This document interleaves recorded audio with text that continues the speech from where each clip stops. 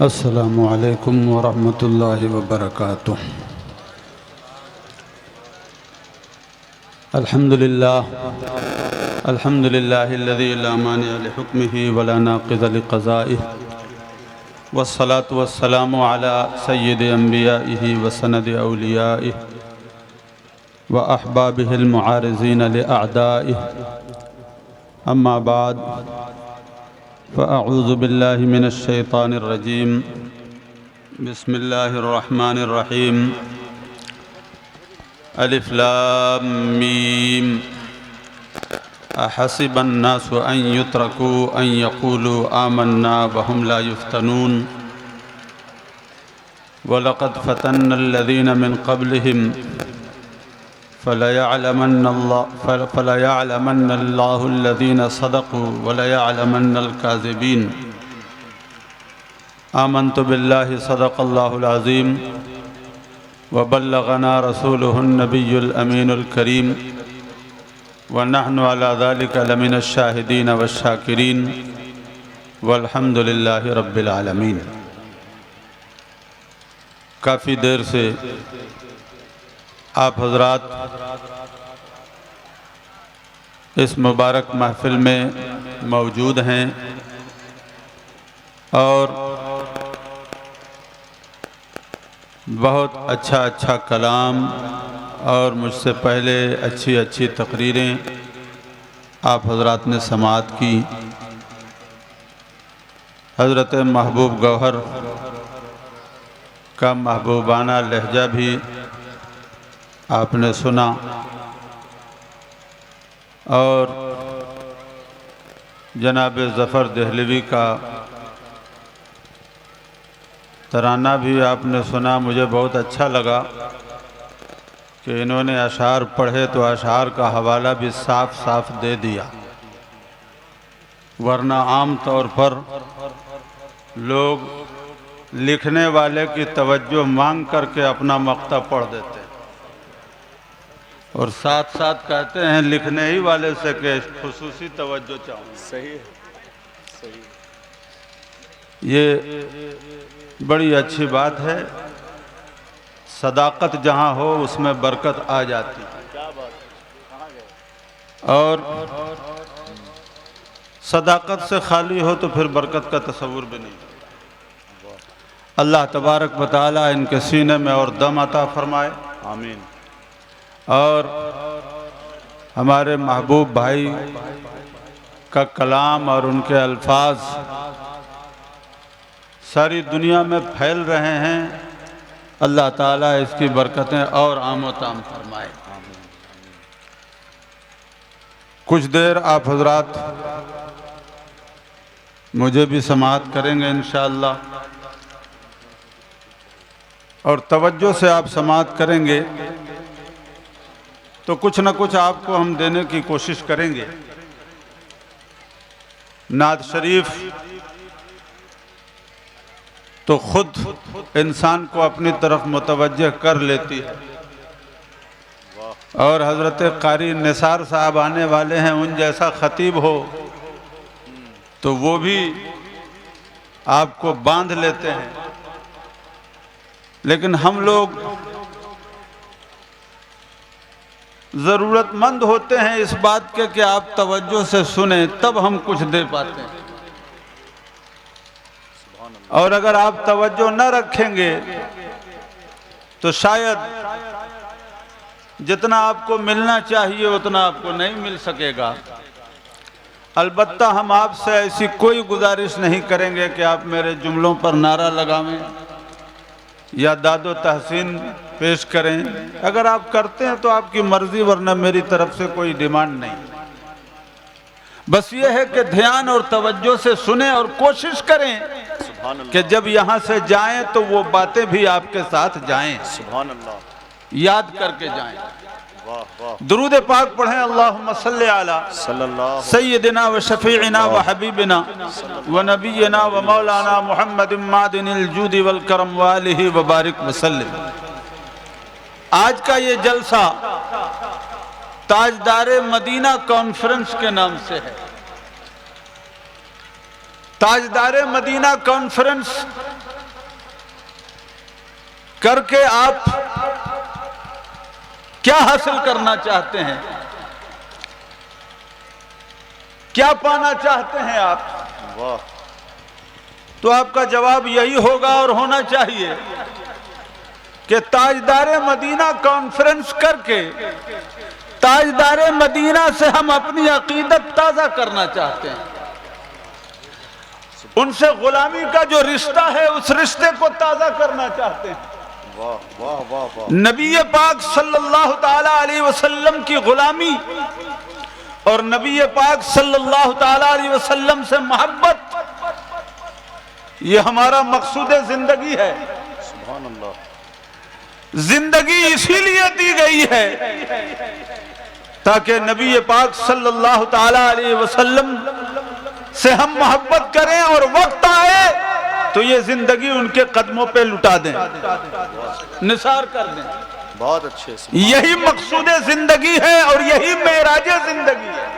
واہ واہ واہ مگر ایک بات میں آپ سے کہنا چاہتا ہوں، نبی پاک صلی اللہ تعالی علیہ وسلم سے محبت کا دعویٰ ہر کلمہ گو کو ہے، واہ اور اسی دعوے کے ساتھ وہ کلمہ پڑھتا ہے، لیکن ہمارے سامنے آپ کہہ کے نکل جائیں گے، لیکن جو ان محبتوں کو قبول کرنے والا ہے وہ فرماتا ہے کہ ہم صرف کہنے سے نہیں مانیں گے، واہ ہم صرف کہنے کی بنیاد پر قبول نہیں کر لیں گے۔ اللہ تعالیٰ نے فرمایا احسب الناس ان یترکوا ان یقولوا آمنا وہم لا یفتنون، کیا لوگوں نے یہ سمجھا ہے کہ وہ آمنا کہہ دیں گے اور اتنے ہی پر ان کو چھوڑ دیا جائے گا؟ وہم لا یفتنون، ان کو آزمایا نہیں جائے گا۔ اگر ایسا سوچا ہے تو غلط سوچا ہے۔ وَلَقَدْ فَتَنَّ الَّذِينَ مِن قَبْلِهِمْ، یہ سنت رہی ہے، ہم نے پہلے کے لوگوں کو بھی آزمایا ہے، پہلے کے لوگوں کو بھی آزمایا ہے۔ فَلَيَعْلَمَنَّ اللَّهُ الَّذِينَ صَدَقُوا وَلَيَعْلَمَنَّ الْكَاذِبِينَ، اللہ تعالیٰ ضرور سچے لوگوں کو بھی کلیئر کر دے گا اور جھوٹے لوگوں کو بھی کلیئر کر دے گا۔ کس بات میں؟ وہ سچے یا جھوٹے ہوں گے۔ سچوں کا دعویٰ جو ہے وہی جھوٹوں کا بھی دعویٰ ہوگا، جبھی تو کلیئرنس ہوگی۔ دعویٰ دونوں کا برابر ہوگا، لیکن دونوں کلیئر کیسے ہوں گے؟ آزمائش میں کلیئر ہوں گے۔ جب آزمائش ہوگی تو دو طرح کے آمنا کہنے والے لوگ الگ الگ ہو جائیں گے، ایک وہ ہوگا جس کا آمنا مقبول ہوگا اور ایک وہ ہوگا جس کا آمنا مردود ہوگا۔ اب آپ اپنے حساب سے سوچیں تو اس امت میں جتنی ہستیاں ہوئیں اس میں ایک طبقہ وہ ہے کہ جن کا آمنا کہنا اور جن کا حضور سے دعوی محبت اور اس کی سچائی ہمیں تسلیم کرنی ہوگی۔ کیا بات ہے، ماشاءاللہ۔ کیوں؟ اس لیے کہ ان کا عادل ہونا تشریف لائیں، قرآن و حدیث میں منسوخ ہو گیا حضرت غلام نور مجسم صاحب تشریف کہ لائیں۔ وہ عادل ہیں اور ان کی عدالت ایسے ہی نہیں کلیئر ہوئی ہے، پہلے انہوں نے بھی امتحان دیا ہے، آزمائش میں کامیاب ہوئے، اور جب آزمائش میں کامیاب ہوئے تو اللہ اور اس کے رسول کی بارگاہ میں وہ عادل ہونے کی حیثیت سے مسلم ہوئے اور مقبول ہوئے۔ چنانچہ اب ان لوگوں میں سے کوئی شخص کوئی بات بھی کہتا ہے، یہاں تک کہ ایسی بات اگر کہہ دے کہ جس کے بارے میں سمجھ میں نہ آوے کہ کہاں سے کہہ رہے ہیں، پھر بھی ہم کو ماننا پڑے گا کہ وہ صحیح کہہ رہے ہیں۔ یہ کون لوگ ہیں؟ یہ صحابہ کرام ہیں۔ صحابہ کرام کے سلسلے میں اصولیین کا یہ ضابطہ ہے، وَقَوْلُ الصَّحَابِ فِي مَا لَا يُعْقَلْ حُكْمُهُ حُكْمُ الْمَرْفُوعِ، کہ صحابی اگر کوئی بات کہے وہ بات معقول نہ ہو، سمجھ میں نہ آوے، تو اس کو ماننا پڑے گا کہ یہ صحابی کی اپنی بات نہیں، نبی پاک صلی اللہ سبحان علیہ اللہ وسلم، سبحان اللہ سبحان اللہ، زندہ نبی پاک صلی اللہ علیہ وسلم کا فرمان ہے۔ لہذا صحابی اگر کہتا ہے کہ ہم کائنات میں ساری چیزوں سے بڑھ کر کے حضور سے محبت کرتے ہیں، تو ہم کو ماننا پڑے گا کہ ہاں وہ کرتے ہیں۔ لیکن ہم آپ کہیں گے تب، ہم آپ کہیں گے تو آج کیا انسان بھی ہم سے پروف مانگے گا کہ بتائیے پروف کیا ہے؟ کیسے ہم مان لیں کہ آپ حضور سے محبت کرتے ہیں؟ آج ہم پوچھیں کہ نبی پاک صلی اللہ تعالی علیہ وسلم سے محبت کرتے ہو، ایک ایک بچہ کہے گا کہ ہاں محبت کرتے ہیں۔ کتنی کرتے ہو؟ تو سب سے زیادہ حضور سے محبت کرتے ہیں، یہ ہر شخص کہے گا۔ لیکن بات تب آتی ہے جب آزمائش کے میدان میں انسان اترتا ہے، آزمائش کے میدان میں انسان اترتا ہے تو پھر انسان پھسلتا بھی ہے، نکلتا بھی ہے۔ نکلنے والے لوگ کامیاب کہلاتے ہیں، پھسل جانے والے لوگ ناکام کہلاتے ہیں۔ اور وہ ہستیاں جن کی ہر بات مسلم ہو چکی ہے، یہ وہ لوگ ہیں جنہوں نے اپنی محبت کا ثبوت پیش کیا، اور ایسا ثبوت پیش کیا کہ دنیا آج سن کر کے حیران ہے اور دنگ ہے کہ کیا محبت کرنے والے ایسے بھی دنیا میں ہوتے ہیں؟ واہ واہ واہ، ایسے بھی واہ ہوتے واہ ہیں۔ واہ واہ، آپ دیکھو سبحان اللہ۔ نبی پاک صلی اللہ تعالی علیہ وسلم نے ارشاد فرمایا، سرکار فرماتے ہیں خیر القرون قرنی ثم الذین یلونہم ثم الذین یلونہم، سب سے بہتر زمانہ میرا زمانہ ہے، پھر اس کے بعد وہ زمانہ جو میرے زمانے سے لگا ہوا ہے، پھر اس کے بعد وہ زمانہ جو میرے زمانے سے لگا ہوا ہے۔ یعنی اتنی بات تو طے ہے کہ سب سے بہتر زمانہ نبی پاک صلی اللہ علیہ وسلم کا زمانہ ہے۔ سبحان اللہ، اب آپ سوچیں کہ سب سے بہتر زمانہ وہی زمانہ کیوں ہے؟ کیا بات، وہی زمانہ کیوں؟ واہ، ایسے تو عشق کی زبان میں انسان کہہ سکتا ہے کہ چونکہ اس زمانے میں حضور ہیں اس لیے سب سے بہتر زمانہ وہ ہے، لیکن میں دوسرے زاویے سے بات کر رہا ہوں۔ واہ واہ، آپ اگر کسی زمانے کو بہتر سمجھتے ہیں، کسی علاقے کو بہتر سمجھتے ہیں، تو اس کی بنیاد کیا ہوتی ہے؟ فلاں علاقے میں گیا، وہاں کے مسلمان بڑے خوشحال ہیں، بڑی اچھی حالت ہے، سب کا اپنا پختہ مکان ہے، سب کے پاس تجارت ہے، سب کے پاس نوکری ہے، یہ ہے وہ ہے۔ ان کی خوشحالی دیکھ کر کے ہم یہ طے کرتے ہیں کہ یہ بہترین علاقہ ہے۔ کسی زمانے کی بات کرو، ہمارے باپ دادا کا دور بڑا اچھا دور تھا، سب کے پاس 20-20 بیگھا 30-30 بیگھا زمین ہوا کرتی تھی، سب کے اپنے باغات ہوتے تھے، اپنی کھیتیاں ہوتی تھی۔ یہی معیار ہے نا؟ زمانہ کو اچھا کہنے کے لیے ہمارے پاس یہ معیار ہے، وقت کو اچھا کہنے کے لیے، کسی علاقے کو اچھا کہنے کے لیے ہمارے پاس یہی معیار ہے۔ لیکن سنو دوستو، ہم کسی کو اچھا سمجھیں، کوئی ضروری نہیں ہے کہ وہ اچھا ہو، لیکن حضور کسی کو اچھا کہیں تو پھر ضروری ہے کہ وہ اچھا ہو، پھر ضروری ہے کہ وہ اچھا ہو۔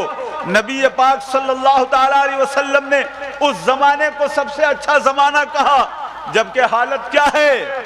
جو زاویہ نظر ہمارا ہے اس زاویہ سے دیکھو تو صحابہ کی حالت یہ ہے کہ ایک وقت کھاتے ہیں، دوسرے وقت بھوکے رہتے ہیں، ایک وقت کھاتے ہیں، دوسرے وقت فاقہ کرتے ہیں، پھر بھی وہ یہ کہتے ہیں کہ سب سے اچھا زمانہ یہی زمانہ ہے۔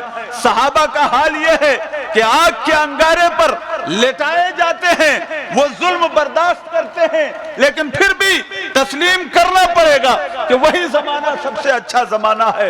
حضرت عثمان غنی رضی اللہ تعالیٰ عنہ کو اونٹ کے چمڑے میں لپیٹ کر کے دھواں دیا جا رہا ہے کہ یا تو دم گھٹ جائے یا کلمہ پڑھنا چھوڑ دے، لیکن یہ سب کے باوجود یہ ماننا پڑے گا کہ سب سے اچھا زمانہ وہی زمانہ ہے۔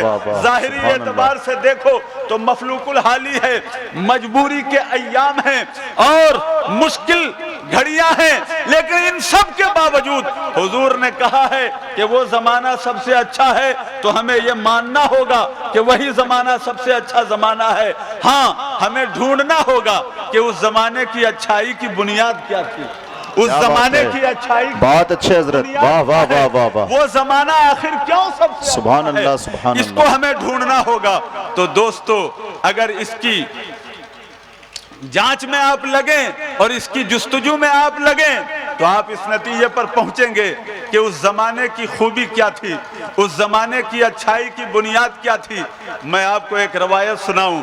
حضرت سعد بن ابی وقاص رضی اللہ تعالیٰ عنہ ہیں۔ حضرت سعد بن ابی وقاص رضی اللہ تعالیٰ عنہ مسلمان ہو گئے۔ ان کی اماں مسلمان نہیں ہوئی تھی، ان کی اماں مسلمان نہیں تھی، وہ مسلمان ہو گئے۔ ماں نے ان پر دباؤ بنایا کہ بیٹا تم محمد کا دامن چھوڑ دو، ان کا کلمہ پڑھنا چھوڑ دو، ان کے پیچھے پیچھے چلنا چھوڑ دو۔ انہوں نے کہا نہیں، یہ نہیں ہو سکتا، میں ان کا کلمہ پڑھ چکا ہوں، میں ان کے دین میں آ چکا ہوں۔ ماں نے دباؤ بنایا، یہاں تک کہ دباؤ بناتے بناتے یہ نوبت آ گئی کہ ماں بھوک ہڑتال پہ بیٹھ گئی اور کہا کہ میں کھانا نہیں کھاؤں گی جب تک تو ان کا دامن نہیں چھوڑے گا، تب تک میں کھانا نہیں کھاؤں گی۔ اور اسی طرح سے وہ بغیر کھائے پیے رہنے لگی، یہاں تک کہ بے ہوشی طاری ہونے لگی، بے ہوشی طاری ہونے لگی۔ اس زمانے کی عورت نہیں تھی وہ، اس زمانے کی عورت تھی۔ اس زمانے میں لوگ فاقوں کے عادی تھے، لیکن وہ نڈھال ہونے لگی، بے ہوشی طاری ہونے لگی۔ حضرت سعد بن ابی وقاص رضی اللہ تعالیٰ عنہ نے چہرے پر پانی کے چھینٹے دیے، پھر آنکھ کھلی تو بالآخر حضرت سعد بن ابی وقاص رضی اللہ تعالیٰ عنہ نے ایک تاریخی بات ارشاد فرمائی، فرمایا یا امہ لو کانت لک مئۃ نفس فخرجت نفسا نفسا ما ترکت دینی ھذا لشیء۔ اے اماں یہ سن لو، تیرے پاس ایک جان ہے، تو مرے گی بھی تو ایک بار مرے گی۔ سن، اگر تیرے پاس 100 جان ہوتی اور ایک ایک کر کے تو 100 مرتبہ مرے تو میں 100 مرتبہ مرتے ہوئے تجھے دیکھ لوں گا، لیکن ایک مرتبہ بھی اپنے نبی کا دامن نہیں چھوڑوں گا۔ اللہ اللہ، ایک مرتبہ بھی کیا اپنے بات نبی ہے، کا نعرہ دین نہیں چھوڑوں گا۔ تکبیر، نعرہ رسالت، تاجدار مدینہ کانفرنس حضرت علامہ جمال انور صاحب رضوی، سبحان اللہ۔ کیا سمجھ میں آیا دوستو؟ یہ وہ واہ گھڑی واہ آتی واہ ہے واہ واہ واہ۔ جو آزمائش کی گھڑی ہوتی ہے۔ ہمارا کیا حال ہے؟ ہم بچوں کی فرمائش کے آگے دین بھول جاتے ہیں، شادی بیاہ میں داماد کی فرمائش کے آگے دین بھول جاتے ہیں۔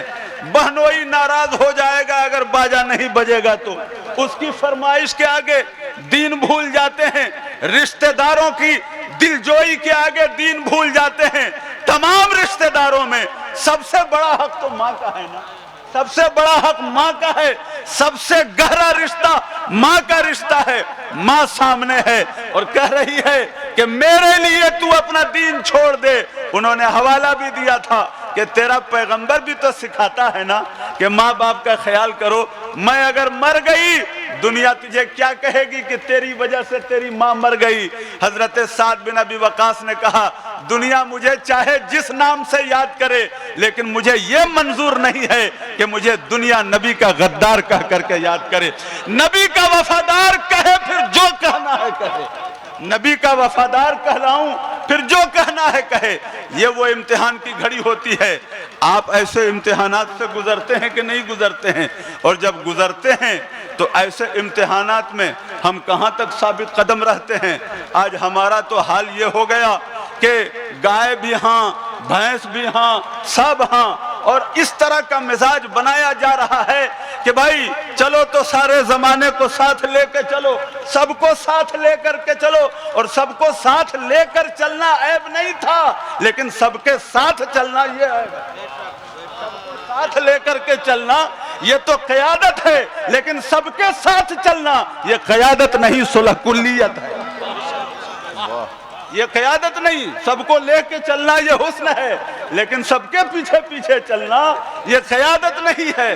آپ دیکھو صحابہ کرام کی زندگی اٹھا کر کے دیکھو، انہوں نے کیا نمونہ پیش کیا۔ حضرت ام حبیبہ رضی اللہ تعالی عنہا ہیں، یہی وہ جوہر ہے جس کی بنیاد پر حضور نے فرمایا خیر القرون قرنی، سب سے بہتر زمانہ وہ زمانہ ہے جو میرا زمانہ ہے۔ حضرت امام ذہبی نے لکھا کہ حضرت ام حبیبہ رضی اللہ تعالی عنہا ام المومنین ہیں، نبی پاک صلی اللہ تعالی علیہ وسلم کی زوجہ ہیں، ان کے والد حضرت ابو سفیان ابھی تک مسلمان نہیں ہوئے تھے۔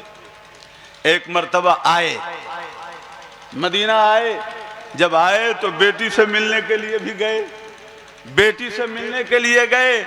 نبی پاک صلی اللہ تعالی علیہ وسلم کا بستر تھا، نبی پاک صلی اللہ تعالی علیہ وسلم کی چادر بچھی ہوئی تھی، جیسے ہی بیٹھنا چاہا حضرت ام حبیبہ نے چادر کھینچ لی اور چادر لپیٹ لی۔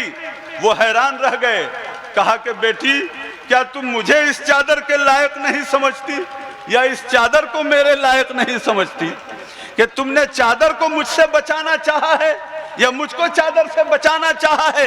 کیوں تم نے چادر کھینچ لیا؟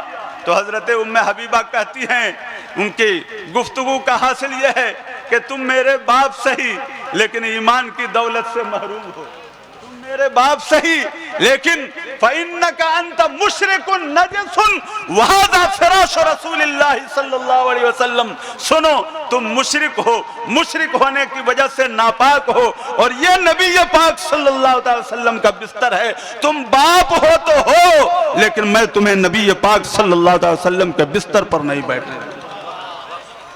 کیا بات، تھوڑی دیر زندہ باد زندہ باد۔ آپ بچیوں کی نفسیات میں جائیں، عورتوں کی نفسیات میں جائیں۔ ایک عورت کے گھر میں اس کے نیہر سے، اس کے مائکے سے کوئی آئے اور وہ بھی آنے والا باپ ہو تو اس کی خوشیوں کا عالم کیا ہوتا ہے؟ یہ بچیوں سے پوچھئے، یا آپ اپنی بیٹی کے گھر جائیں تو دیکھیں بیٹی کے ماتھے پر کیسی خوشی نظر آتی ہے۔ وہ ہر دکھ بھول جاتی ہے، ہر غم بھول جاتی ہے، اور باپ کے آگے وہ ہر قانون سائڈ کر دیتی ہے۔ لیکن یہ بھی بیٹی ہیں، آنے والا باپ ہے، آنے والا باپ ہے، لیکن دنیا سب کچھ بھول جائے۔ انہوں نے مزاج دیا کہ نبی پاک صلی اللہ تعالی علیہ وسلم کی حرمت اور نبی پاک صلی اللہ تعالی وسلم کی محبت میں جو غیرت ہونی چاہیے، یہ غیرت کبھی نہیں بھولنی چاہیے۔ اس غیرت کے سامنے کوئی بھی آ جائے، اس غیرت سے بڑھ کر نہ ماں ہے نہ باپ ہے، کوئی نہیں ہے۔ سب سے پہلے نبی پاک صلی اللہ علیہ وسلم کی غلامی اور اس کی غیرت ہے۔ سبحان اللہ، زندہ باد زندہ باد۔ اس طرح کے مراحل ہمارے درمیان نہیں آتے۔ ہمارے درمیان اگر آتے ہیں تو پھر ہمیں اپنا محاسبہ کرنا ہوگا کہ ہم کہاں تک اس طرح کے مراحل میں کامیاب ہوتے ہیں۔ بات دراصل یہ ہے کہ جس کو ہم عقیدہ کہتے ہیں نا، عقیدہ کا مطلب کیا ہوتا ہے؟ عقیدہ کا مطلب کیا ہوتا ہے؟ آج ایک عجیب بات سمجھائی جاتی ہے، ہمارا عقیدہ ہمارے ساتھ، آپ کا عقیدہ آپ کے ساتھ، آپ ہمارا سمان کیجئے ہم آپ کا سمان کریں۔ یہ بات بھی ہوتی ہے کہ نہیں ہوتی؟ عقیدہ کا مطلب کیا ہوتا ہے؟ اہل علم جانتے ہیں کہ اگر کوئی بات آپ کے دماغ میں آئی اور لگتا ہے کہ یہ صحیح ہے، لیکن 49% لگتا ہے کہ یہ صحیح ہے اور 51% لگتا ہے کہ یہ غلط ہے، تو اس کو وہم کہا جاتا ہے، اس کو وہم کہا جاتا ہے۔ اور اگر 50-50 ہو گیا تو پھر اس کو شک کہا جاتا ہے، اس کو شک کہا جاتا ہے۔ اور 50 سے آگے بڑھ گئے، 51% لگتا ہے کہ یہ صحیح ہے، تو اب اس کو ظن اور گمان کہا جاتا ہے۔ ابھی تک تصدیق نہیں ہے، ابھی تک تصدیق نہیں ہے۔ جب 100% آپ کنفرم ہو گئے کہ یہی صحیح ہے، جو اس کے خلاف ہے وہ غلط ہے، تب اس کو تصدیق کہا جاتا ہے۔ تب اس کو کیا کہا جاتا ہے؟ تصدیق۔ اہل علم پڑھتے پڑھاتے ہیں، ہم لوگ بھی پڑھتے پڑھاتے ہیں، العلم ان کان اذعانا للنسبت فتصدیق۔ علم اگر نسبت کا اذعان ہو، یقین ہو کہ اس کے خلاف کا چانس نہ ہو، تب وہ تصدیق ہے۔ اور ایمان شک کا نام نہیں ہے، ایمان ظن کا بھی نام نہیں ہے، ایمان وہم کا نام نہیں، ایمان تصدیق کا نام ہے، ایمان تصدیق کا نام ہے۔ اور وہ تصدیق محکم ہو جائے، گانٹھ باندھ لینا جس کو کہتے ہیں اپنے محاورے میں، اسی کو عربی میں عقیدہ کہتے ہیں۔ واہ عقیدہ عقد سے ہے، گرہ لگانا۔ ہم اپنے محاورے میں کہتے ہیں نا، اس بات کو گرہ باندھ لو، واہ گرہ باندھ لو۔ حضور نے فرمایا عضو علیہا بالنواجذ، واہ اپنے جبڑوں سے اس کو پکڑ لو۔ دانت سے کوئی چیز پکڑیے نا تو آگے کے دانت سے پکڑیے، ایک جھٹکا ماریں گے دانت بھی باہر آ جائے گا، لیکن اگر بغل کے دانت سے، چبانے والے دانتوں سے کسی چیز کو پکڑ لیجئے تو پھر وہ چیز چھوٹتی نہیں ہے، وہ کوئی چھڑانا چاہے تو چھوٹے گی نہیں۔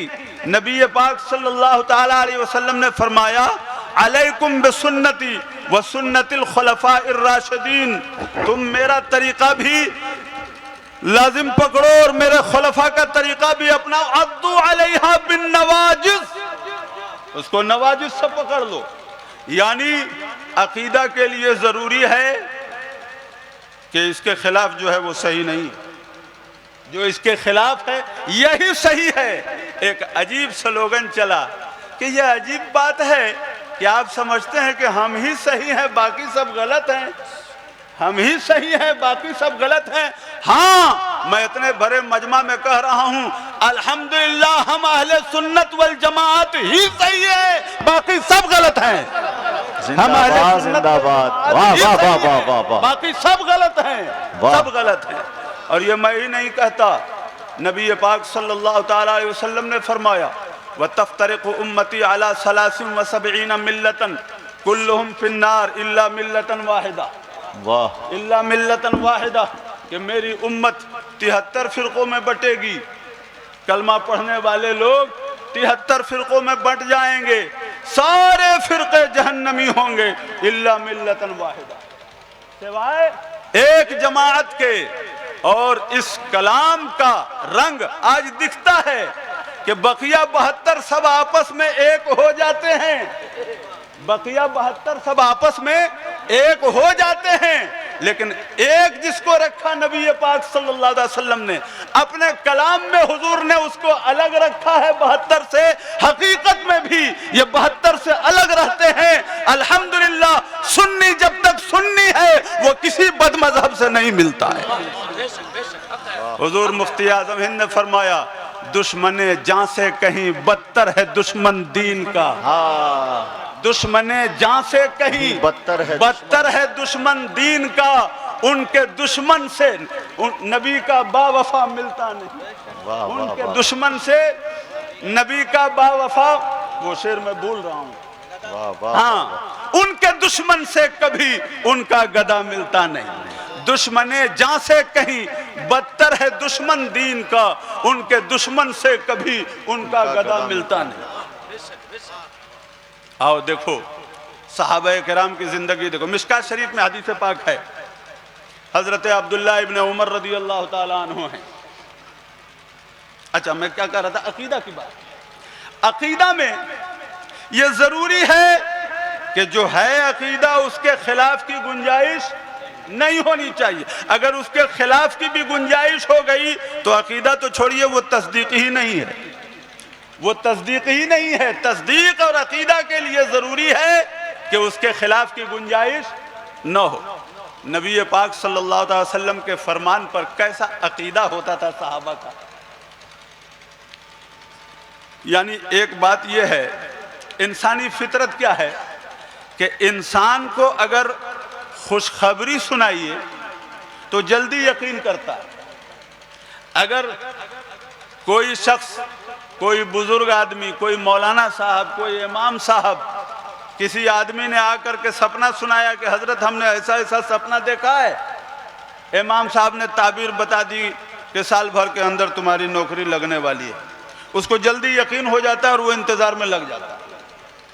اور اگر خطرات کی خبر سنائیے تو انسان جلدی بھروسہ نہیں کرتا، نہیں کیا بات کر رہے ہیں، ایسا کیسے ہوگا۔ اب آپ یہ بات آپ نے سمجھ لی تو آپ دیکھیں حضرت علی رضی اللہ تعالیٰ عنہ ایک مرتبہ سفر میں تھے، ان کے ساتھ ایک دوسرے صحابی حضرت ابو فضالہ رضی اللہ تعالیٰ عنہ یہ بدری صحابی ہیں حضرت ابو فضالہ، حضرت علی رضی اللہ تعالیٰ عنہ کے ساتھ سفر میں ہیں کہ سفر ہی میں حضرت علی رضی اللہ تعالیٰ عنہ بیمار ہو گئے، اور بیمار ہوئے تو کافی بیمار ہو گئے، اتنے بیمار ہوئے کہ حضرت ابو فضالہ کو ڈر ہو گیا کہ اب حضرت علی نہیں بچیں گے، اب حضرت علی نہیں بچیں گے۔ تو حضرت علی سے کہنے لگے کہ حضور کیا کیجئے گا، ہر طرح کا وقت آتا ہے، آج اگر آپ اپنے خاندان والوں کے بیچ میں ہوتے، گھر کے بال بچے نظر کے سامنے ہوتے، تو انسان آخری وقت میں گھر کے لوگوں کو دیکھتا ہے تو دنیا سے پرسکون جاتا ہے۔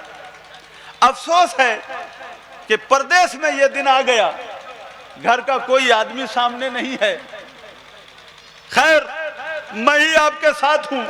حضرت علی سمجھ گئے کہ یہ کہنا کیا چاہتے ہیں۔ حضرت علی رضی اللہ تعالیٰ عنہ اٹھ کے بیٹھ گئے اور فرمایا ابو فضالہ آپ کیا سمجھتے ہیں کہ میں مر جاؤں گا؟ آپ کیا سمجھتے ہیں کہ میں مر جاؤں گا؟ انی لست میتن فی مرضی ھذا، سنیے کان کھول کر، میں اس بیماری میں مرنے والا نہیں ہوں، کیا بات، میں اس بیماری میں مرنے والا نہیں ہوں۔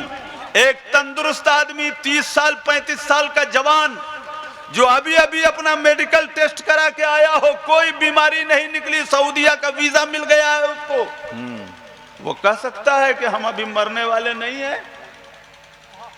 سال بھر تک، 6 مہینہ تک، 2 دن کی بھی گارنٹی کوئی لے سکتا ہے؟ نہیں۔ لیکن حضرت علی اسباب کی دنیا میں بستر علالت پر ہیں، جو ساتھی ہے وہ ڈر گیا ہے کہ کہیں ان کا انتقال نہ ہو جائے۔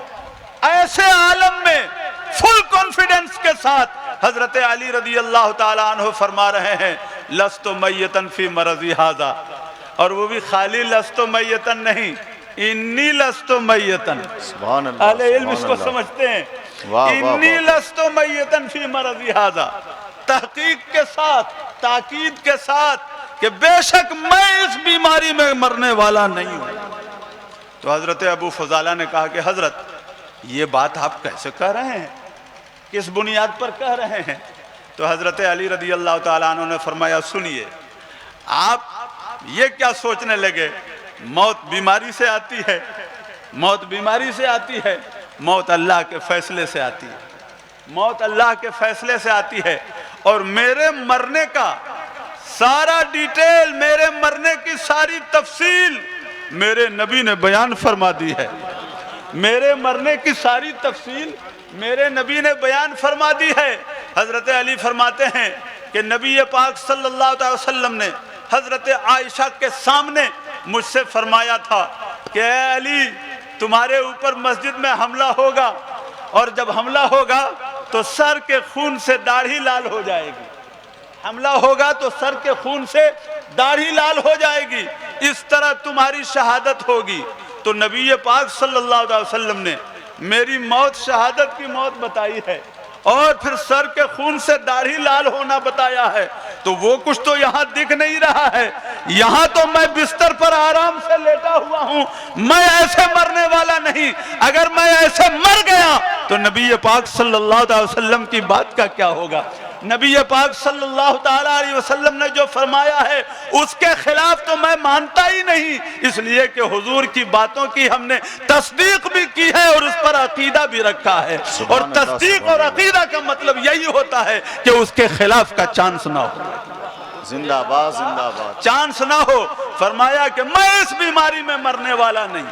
اور یہ یاد رکھیں حضرت علی اس میں اکیلے نہیں ہیں، حضرت علی اس میں اکیلے نہیں، حضرت عمار ابن یاسر رضی اللہ تعالیٰ عنہ وہ بھی بیمار ہوئے،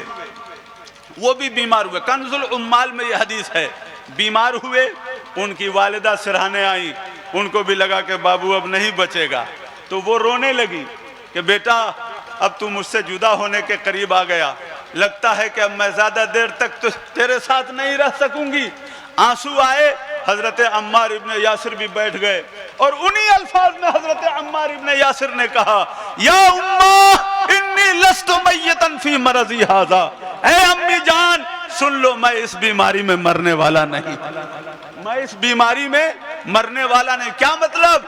ये हजरत अली का इनफरादी अकीदा नहीं था, बल्कि तमाम सहाबा का इज्तिमाई अकीदा था। सुभान अल्लाह, हजरत अली का इनफरादी अकीदा नहीं, बल्कि सबका यही अकीदा था। हजरत अम्मार इब्न यासिर ने कहा, अम्मी जान मैं इस बीमारी में मरने वाला नहीं। उनकी वालिदा ने कहा कि बेटा क्यों ये बात कह रहे हो? तो हजरत अम्मार इब्न यासिर ने फरमाया, मेरे मरने का हाल हुजूर ने पहले बयान फरमाया। हुजूर ने बयान फरमाया, सही बुखारी में वह हदीस मौजूद है। फरमाते हैं कि हुजूर ने फरमाया था, जब मस्जिद नबवी की दीवार हम लोग बना रहे थे तो सरकार ने मेरे सर पर हाथ फेरते हुए फरमाया था, वैहक या अम्मार तक़्तुलुकल फ़िअतुल बाग़िया, ऐ अम्मार तुझे एक बागी गिरोह के कुछ लोग कत्ल करेंगे। तो मेरे मकतूल और शहीद होने की बात नबी पाक सल्लल्लाहु अलैहि वसल्लम ने कही है। अगर मैं बिस्तर पे मर गया तो हुजूर की बात के खिलाफ हो जाएगा, और हुजूर के बात के खिलाफ की गुंजाइश ही हम नहीं मानते।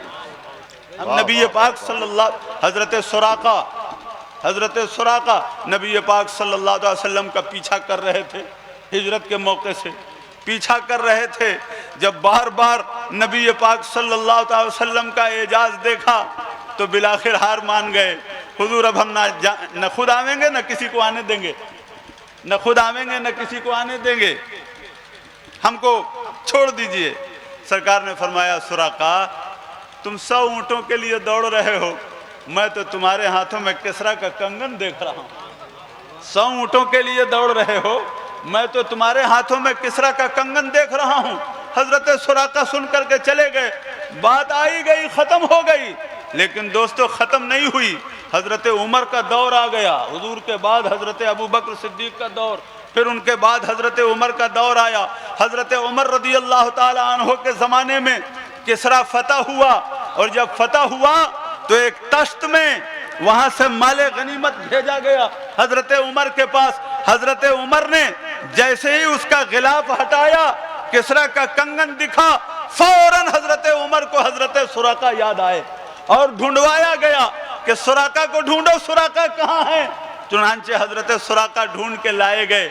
हजरत सुराका को सामने खड़ा किया हजरत उमर ने और फरमाया कि लो ये किसरा का कंगन है, अपने हाथों में पहन लो, अपने हाथों में पहन लो। और जब वो कंगन पहनाया गया, उनको तो बाजू तक आ गया, और फरमाया कि कंगन पहन करके अल्लाहु अकबर कहो।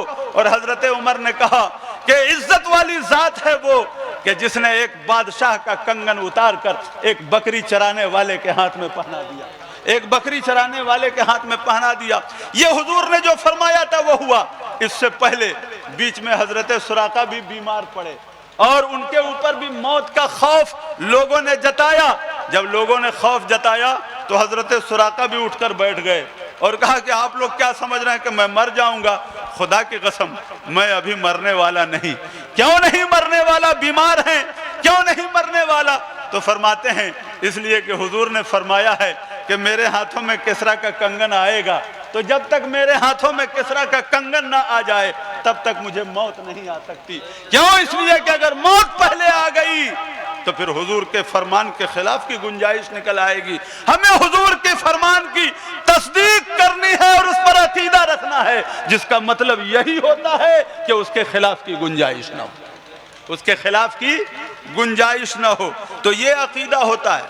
अब आप इस तनाजुर में सोचें, इस तनाजुर में सोचें कि हम लोग दिमाग में कुछ अकीदा रखते हैं, एक मौलवी आकर के कुछ समझा जाता है और इंसान डगमगा जाता है, इंसान डगमगा जाता है। तो डगमगा जाने का मतलब यह है कि आप ज्यादा से ज्यादा जन तक पहुंचे थे, अकीदा नहीं बना था। अगर अकीदा बना होता तो आपने उसको सुनना भी गवारा ना किया होता। अकीदा बना होता, मैं दूसरे जाविये से बात कर रहा हूं, कोई ये ना सोचे कि सबसे ईमान की नफी कर दिया। नहीं, मैं ईमान की नफी नहीं कर रहा हूं, लेकिन मैं दूसरे जाविये से बात कर रहा हूं कि अगर अकीदा बना हुआ है तो फिर इंसान डगमगा क्यों जाता है? डगमगा क्यों जाता है? डगमगाना नहीं चाहिए। याद रखें दोस्तों, हमारा अकीदा वही है जो सहाबा किराम से हम तक पहुंचा है। اور جب صحابہ کرام سے ہم تک پہنچی ہوئی چیز ہمارا عقیدہ ہے تو پھر اس کے خلاف سننے کی گنجائش بھی نہیں ہونی چاہیے۔ نبی پاک صلی اللہ تعالیٰ علیہ وسلم کے وصال کے بعد جب مسیلمہ کذاب نے جھوٹی نبوت کا دعویٰ کیا تو کیا ہوا؟ مناظرہ ہوا۔ حضرت ابو بکر نے کسی مناظرے کا انتظام کیا؟ نہیں کیا۔ کوئی بحث نہیں، کچھ نہیں کیا، سیدھے فوج کھڑی کر دی، سیدھے فوج کھڑی کی اور ایک شاندار جنگ لڑی گئی جسے جنگ یمامہ کہا جاتا ہے۔ اور ماضی کی جنگوں میں سب ملا کر اتنے صحابہ شہید نہیں ہوئے تھے جتنا اکیلے جنگ یمامہ میں صحابہ شہید ہوئے تھے۔ ایک جنگ لڑی گئی، اس کا راز کب کھلا؟ حضرت امام اعظم ابو حنیفہ رضی اللہ تعالیٰ عنہ کے زمانے میں بھی ایک شخص نے نبوت کا دعویٰ کیا اور اس نے کہا کہ میری دلیل تو سن لیجئے کہ میں اپنے دعوی نبوت پر دلیل کیا رکھتا ہوں۔ حضرت امام اعظم نے فتویٰ دیا کہ جو شخص اس کی دلیل سنے گا وہ بھی دائرہ اسلام سے باہر ہو جائے گا۔ اب تو لوگ کہیں گے کہ یہ تو بہت سختی ہو گئی، آج ہم لوگ بھی یہ تانا سنتے رہتے ہیں کہ بہت شدت ہے، بہت سختی ہے۔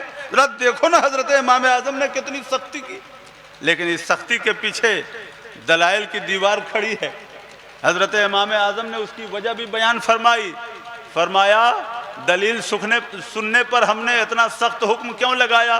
اس لیے کہ کسی کی دلیل تب سنی جاتی ہے جب اس کا امکان مان لیا جائے، دلیل تب سنی جاتی ہے جب پوسیبلیٹی مان لی جائے۔ اگر کوئی ابھی دعویٰ کرے کہ 12 بجے رات میں سورج نکلا ہوا ہے تو کتنے لوگ اس سے دلیل مانگیں گے؟ ذرا ہاتھ اٹھائیے تو، کتنے لوگ دلیل مانگیں گے؟ کوئی دلیل نہیں مانگے گا، سیدھے اس کو بے وقوف اور احمق گھوشت کر دیں گے لوگ۔ کیوں؟ اس لیے کہ اس وقت سورج نکلنے کا کوئی چانس ہی نہیں ہے۔ دلیل تب مانگی جاتی ہے جب اصل وجود کا امکان ہو، جب نبی پاک صلی اللہ علیہ وسلم نے فرما دیا کہ انا خاتم النبیین لا نبی بعدی، میں خاتم النبیین ہوں، میرے بعد کوئی نبی نہیں ہے۔ تو جب نہیں ہے تو پھر نہیں ہے، جو دعویٰ کر رہا ہے اس کا دعویٰ ہی اس کے جھوٹے ہونے کا ثبوت ہے، اس کا دعویٰ ہی اس کے جھوٹے ہونے کا ثبوت ہے۔ تو یہ ہوتا ہے عقیدہ۔ اس لیے دوستو، جو عقائد ہمارے بزرگوں نے ہمیں دیا، ہمارے باپ دادا نے ہمیں دیا، اس پر سختی سے قائم رہو، اور اگر ادھر ادھر کے چکر میں پڑے تو قرآن کی 2 آیت سنا کر کے میں بات ختم کر دوں، ٹائم ہو گیا ہمارا۔ اللہ تبارک و تعالیٰ قرآن میں فرماتا ہے وَيَوْمَ يَعَضُّ الظَّالِمُ عَلَى يَدَيْهِ، قیامت کے دن ظالم آدمی اپنی انگلیاں چبائے گا، اپنے ہاتھ چبائے گا۔ انگلی کا ہے چبائے گا؟ انگلی چبانا اظہار افسوس کا ایک طریقہ ہوتا ہے۔ وَيَوْمَ يَعَضُّ الظَّالِمُ عَلَى يَدَيْهِ، ظالم آدمی اپنی انگلیاں چبائے گا اور کہے گا، قرآن فرماتا ہے یقول یا لیتنی اتخذت مع الرسول سبیلا، وہ کہے گا کاش ہمارا حضور سے تعلق رہا ہوتا، کاش ہمارا حضور سے تعلق رہا ہوتا۔ کائیں نہیں تعلق رہا تمہارا حضور سے؟ کلمہ پڑھتے تھے،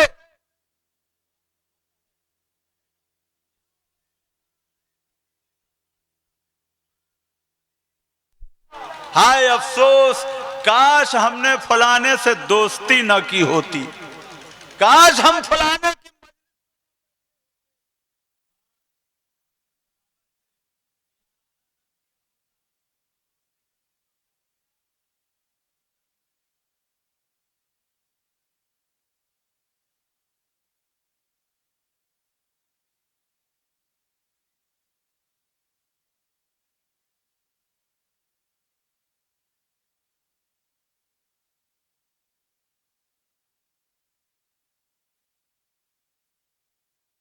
خذولا، اور شیطان تو انسان کو پھنسا کر کے اکیلا چھوڑ ہی دیتا ہے۔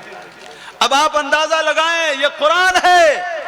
تو دوستو، کہیں ایسا نہ ہو کہ ہم ایسوں کے چکر میں پڑ جائیں کہ قیامت میں پھر ہمیں اپنی انگلیاں چبانا پڑے۔